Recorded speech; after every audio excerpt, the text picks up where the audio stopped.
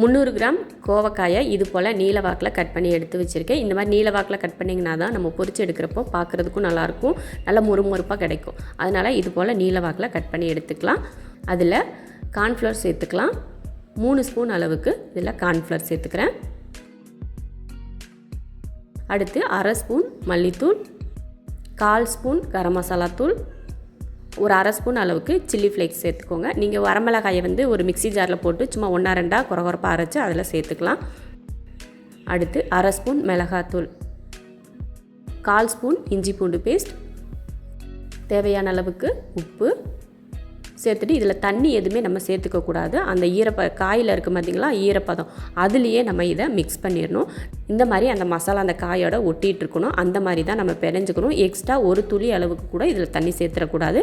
தண்ணி சேர்த்துட்டிங்கன்னா ரொம்ப தண்ணியாக ஆயிரும். அதனால் தண்ணியே இல்லாமல் பிசைஞ்சு எடுத்துக்கணும். அவ்வளோதான். இதை ஊற வைக்கணுன்றதெல்லாம் அவசியம் இல்லை. உடனே நம்ம பொரிச்சு எடுத்துடலாம். இப்போ வந்து எண்ணெய் நல்லா காஞ்சிட்ருக்கு. இப்போ பொரிச்சிக்கலாம். அதில் கொஞ்சம் கருவேப்பிலையை போட்டுட்டு அதுக்கப்புறமா இந்த நம்ம கோவக்காயை வந்து அதில் போட்டு பொரிச்சு எடுத்துக்கலாம். நம்ம எப்பயுமே பக்கோடா ஊற்றி விடும்ல, அது போல் ஒன்று ஒன்றா உதிர்த்து கூட விட்டுக்கலாம். போட்டதுமே கலந்து விடாமல் கொஞ்சம் பொறுமையாக விட்டு அதுக்கப்புறமா நல்லா கலந்து நல்லா மொறுமொறுப்பாக வேகிற வரைக்கும் வெயிட் பண்ணிவிட்டு அதுக்கப்புறமா நம்ம எடுத்துடலாம். பார்த்திங்கன்னா தெரியும், நல்லா மொறுமொறுப்பாக வெந்து வந்துருச்சு. இப்போ நம்ம இதை எடுத்துடலாம். இப்போ இதை ஒரு பிளேட்டில் மாற்றிடலாம்.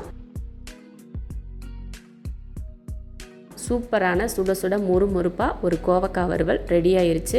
இது சாப்பிட்றதுக்கு ரொம்ப அருமையாக இருக்கும். சும்மா ஸ்நாக்ஸ் மாதிரி கூட இதை சாப்பிட்லாம். இல்லைன்னா சைடிஷாக வச்சு கூட சாப்பிட்லாம். சாதத்துக்கு சாம்பார் சாதம், தயிர் சாதம், வெரைட்டி ரைஸ் எது செஞ்சாலும் இந்த மாதிரி நீங்கள் வறுவல் பண்ணிவிட்டு சாப்பிட்டிங்கன்னா எல்லாருக்குமே இது ரொம்ப பிடிக்கும். ஏன்னா மொறுமொறுப்பாக இருக்கிறதுனால எல்லாருமே இதை விரும்பி சாப்பிடுவாங்க. பிடிக்காதுன்னு சொல்லவே மாட்டாங்க.